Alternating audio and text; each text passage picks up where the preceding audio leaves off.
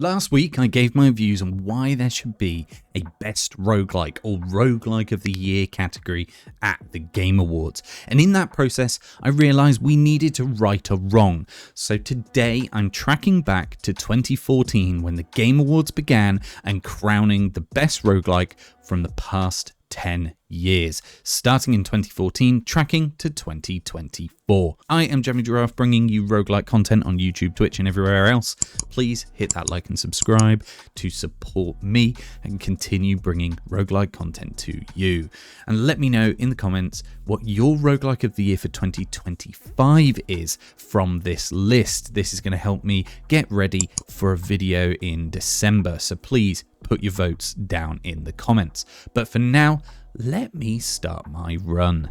Starting in 2014, a year which had a decent amount of roguelikes, but a single one stood out. The shortlist for me would probably be Dungeons of the Endless, a game in which you and your team must defend the generator of your crashed ship while exploring an expanding dungeon. It had its flaws, but it was a great blend of genres for its time. Another one that would make my shortlist, which is probably fairly unknown, is Tower of Guns. It's another that deserves a shout out. It was a small, fast-paced FPS blending kind of Doom or Quake style gunplay with the room variety of Binding of Isaac. Talking of which, the winner for 2014 is undoubtedly the Binding of Isaac Rebirth. Now, I know what some of you are going to say, it's just a remake. But if you've played the original, you know this is more than a remake. This is the game that changed roguelikes forever and set the standard. Isaac of today is built from this game as the base game. Isaac is of course the winner with its build variety, dark twisted and comedic theme, and pure fun from getting the build right. 2015 brought some interesting choices, from Barony with its RPG class brutal dungeons to Downwell, a game thrusting you down a well, funnily enough, with gun boots and power-ups and an awesome aesthetic, to Nuclear Throne, a cult classic that many love with its top-down shooter chaos. But I think this year came down to two particular games. The first of which would be Crypt of the Necrodancer, a game twist that no one had seen before, with a blend of rhythm game and roguelike that once it had you, it stuck with you. It kept you wanting to play with the music and art style and the addictive gameplay loop. The other on the shortlist for me was Caves of Qud, which some overlook purely based on the graphical style. The game was truly inspired by the original Rogue of the 1980s in the way it looks, but Caves of Qud is hard to explain.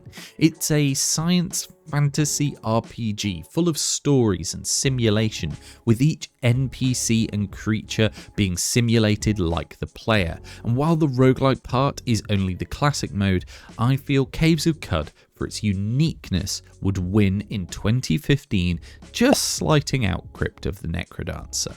Into 2016, there were some smaller titles like Rogue Wizard and some might argue Pokemon Mystery Dungeon, but I think the race really came down to two titles again. This would be Darkest Dungeon, the savage gothic turn-based RPG roguelike that is truly punishing, with awesome art style, a great narrative and great storyteller in the voice actor. You train and recruit and lead a team of flawed heroes into horrors and stress. It is dark, it is twisted, and it's up against Enter the Gungeon, the epitome of bullet hell. This dungeon crawler shaped what bullet hell could mean, with different characters' flaws and literally tons of guns to play around with, items and build variety galore, not to mention an amazing soundtrack and general theme throughout the game that was very fun forward. And for me, maybe I'm biased, but this one would go to Enter the Gungeon. If you disagree, let me know in the comments, but make sure you try out Enter the Gungeon if if you haven't already, because it really does still hold up. And that one was a tight race between Darkest Dungeon and Enter the Gungeon. Moving into 2017, we had a bit of a roguelike lull. There were a few notable titles out there, with Flint Hook, a 2D platformer roguelike with slow motion powers and quite a cool style.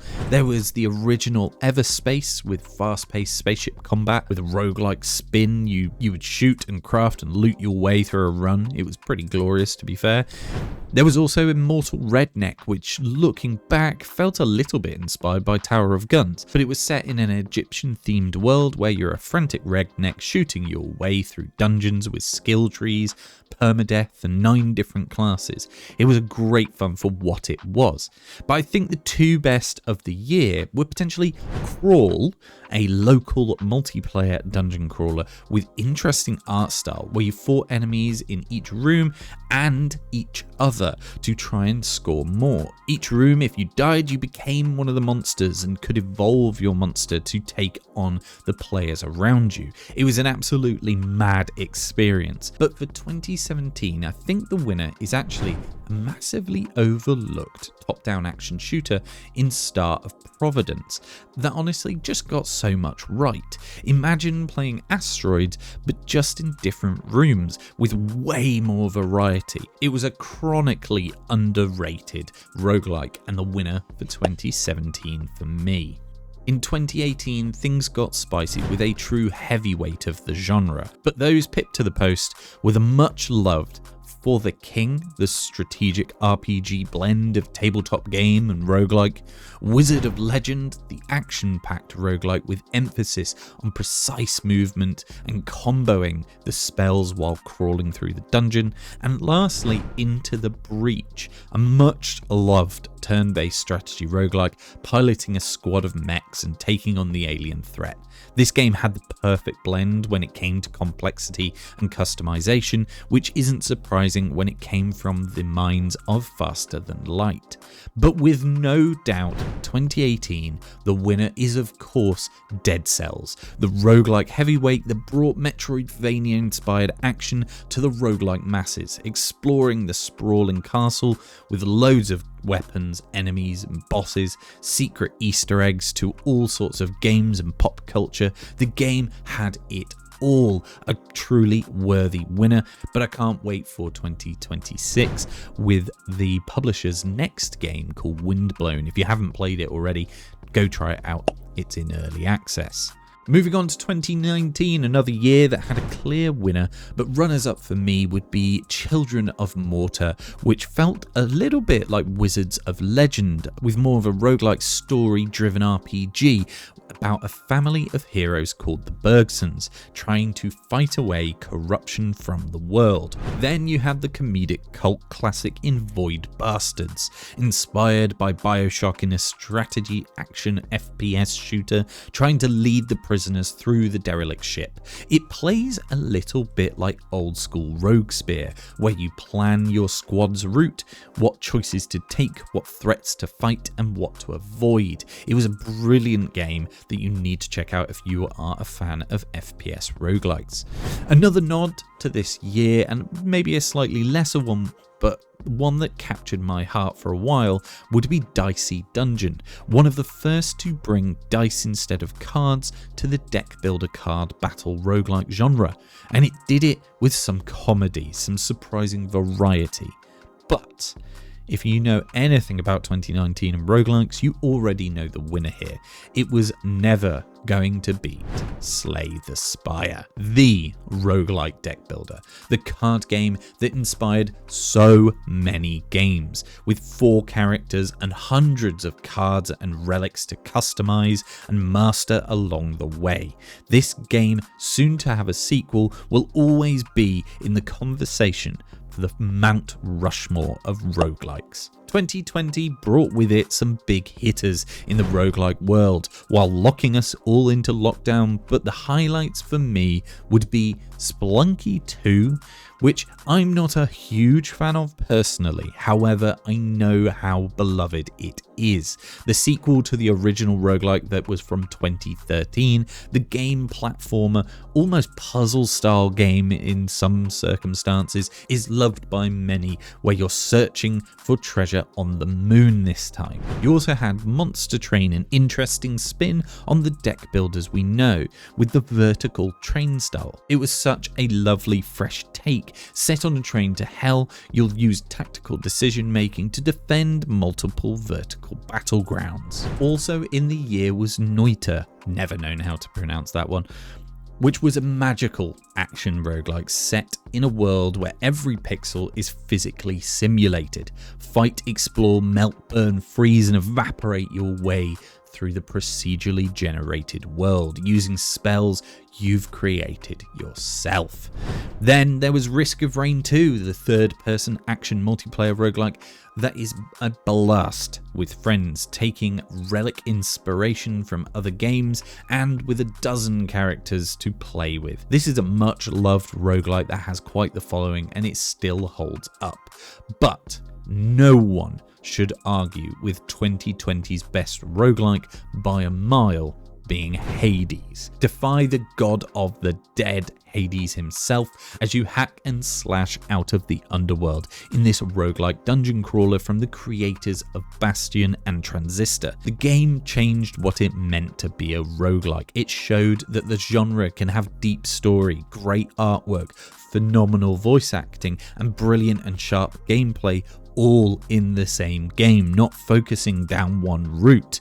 And it, of course, is a worthy winner of 2020's best roguelike. In 2021, we have some interesting titles, but the main three would, for me, be Skull the Hero Slayer, a game that I feel is critically overlooked, an action 2D platformer where you gather different skulls from different characters. The end game is awesome, and the game in general is long and difficult to master. Each skull gives you different traits and different skills, and you're able to equip all these pieces of gear to change your build. Also, you had Loop Hero, which caught a lot of people in the gaming community by surprise by how addictive the loop could be, a type of idle cross deck building game which feels truly unique amongst a lot of the other roguelikes out there, but not as unique as the winner of 2021,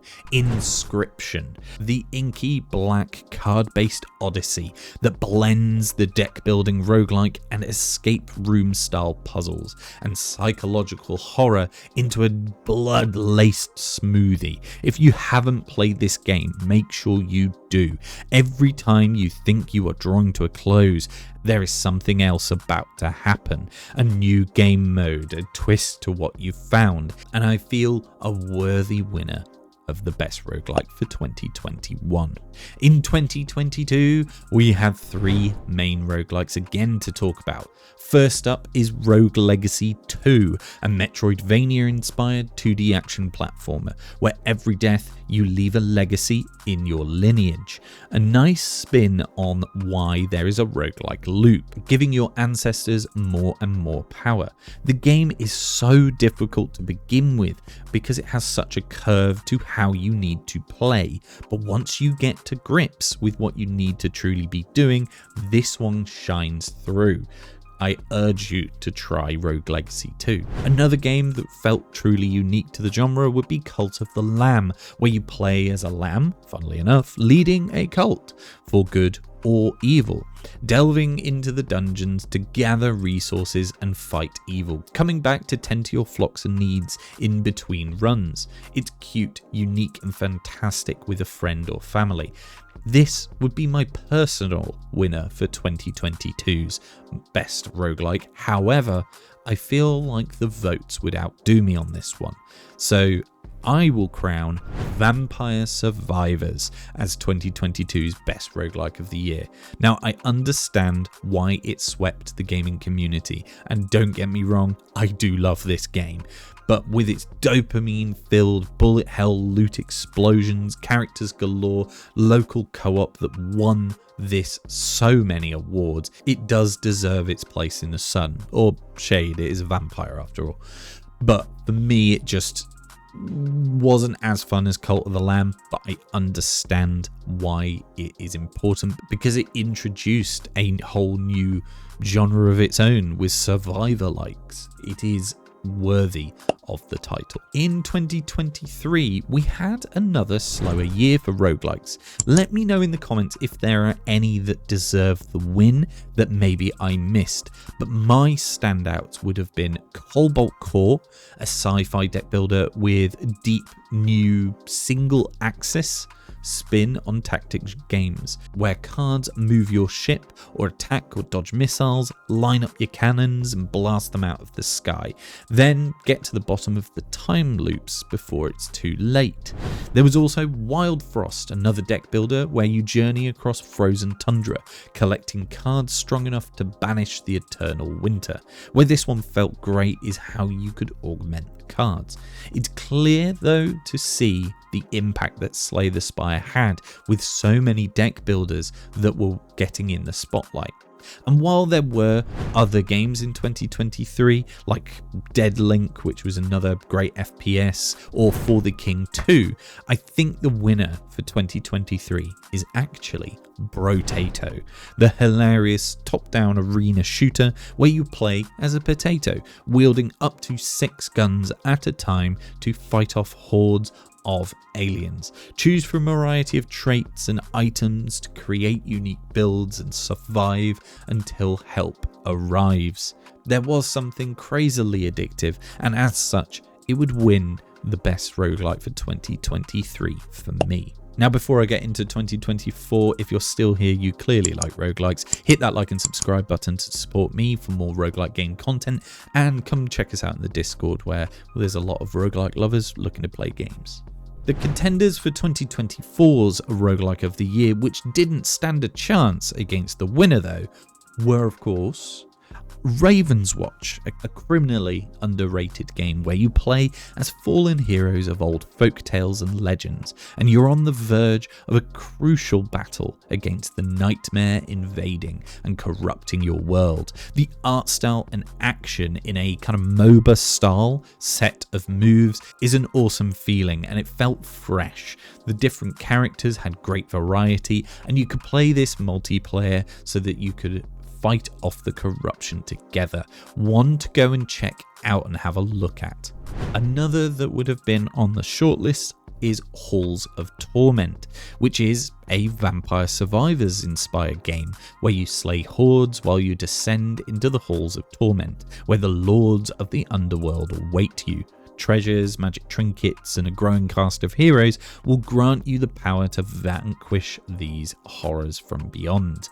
This one definitely went under the radar for me and for a lot of people. However, it has such good reviews, and when I've gone in to check it out in more depth, I understand why it's got so much love. The final shout out for me is JammyGiraffe, the game that uses a variety of spells to match unimaginable spell effects, and the construction of ultra high degrees of freedom that even the developers couldn't exhaust. However, there is only one winner of the roguelike of the year for 2024.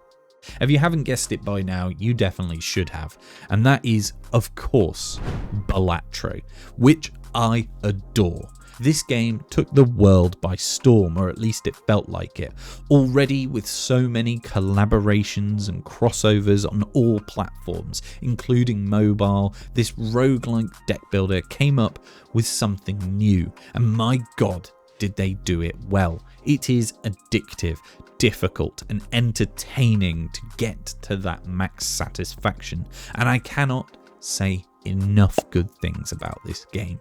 So there you have it, the 10 winners of the last 10 years worth of roguelike game of the year. I am sure you will disagree with some of my thoughts, but let me know in the comments, what would your 10 winners be? It's more difficult than you think, and make sure you get those release dates right.